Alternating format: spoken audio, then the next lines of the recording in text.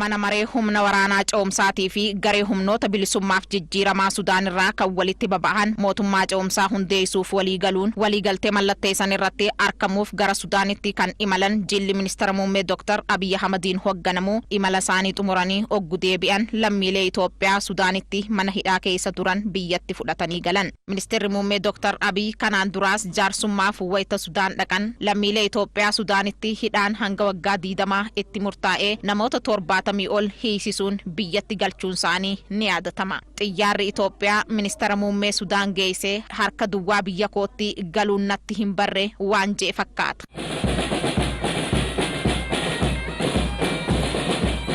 Dubaree Dibaab Alfokkir naannoo Amaaraa marraa beeteerraa jireenyi harkaa gara afaanii natti taanaan maallaqaan qabu walirra kaa'edhee bakka hanqatettis liqeeffadhee kumdiidam dallaalaaf kafalee biyyaa baheen hunjatti. Soowet nabara misaraw 500 ብር ነበረ ጠቃሚ አይደለም. Mana namaatti qacarameen ji'atti qarshiin bishannaa kaffalamaan hojjechaa ture. Filannoo dhabeen karaa Sudaaniin biyyaa bahuudhaaf dallaalaadhaaf qarshii 20 caalu kaffaleen dhufe. Akkuma Sudaaniin ga'een paaspoortiin harkaa fuudhan. Dallaalonni asiin fuudhanii nu geessan arra booru isin ergina ja'anii mana oonatti waliin nu qabanii ergasii to'annoo mootummaa Sudaan jala oollee gara mana hidhaatti galle jetti Dubaree Dibaab. Sirbeet በጣም ከብድ ነበር. በጣም ከድመተኛ ቆሻሻ በዛ ላይ ንጽህናሽ አይጠበቅም. Manni hidhaa baay'ee ulfaata qulqullinni kee hin eegamu ho'a hamaa mana hidhaa Sudaaniin ukkaamamnee jiraachaa turre. Dargaggoo Kaalid ammoo fayyaa guutuun manaa bahee turtii waggaa 7 booda fayyaa koollee dhabuun rakkoo hamaaf saaxilameen hunja'a.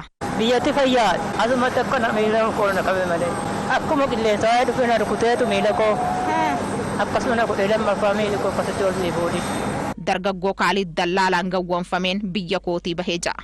Awwala fayyummaan barbaada biyyatti galuudha fayyaa biyyatti argachuu barbaada. Ministeerri muummee Dr. Abiy Ahmed yeroo garagaraatti lammiilee Itoophiyaa biyyoota biraatti mana hidhaatti dararaman hiiksisuun isaanii walitti dhufeenyi dippiloomaasii Itoophiyaa biyyoota biroo waliin qabdu dursa lammii ofiitiif kan kennu ta'uu agarsiisa. Lammiileen Sudaanii gara biyyaatti galfaman kunniin seeraan ala biyyaa bahanii mana hidhaa Sudaan keessa kan turan yoo ta'u osoo himanni irratti hin banamin mana hidhaati ministeerri muummee Dr. Abiy hiiksisuudhaan xiyyaara isaaniitiin kan fudhatanii biyyatti galan. Lammiilee biyyatti galan keessaa caalmaan dubartoota.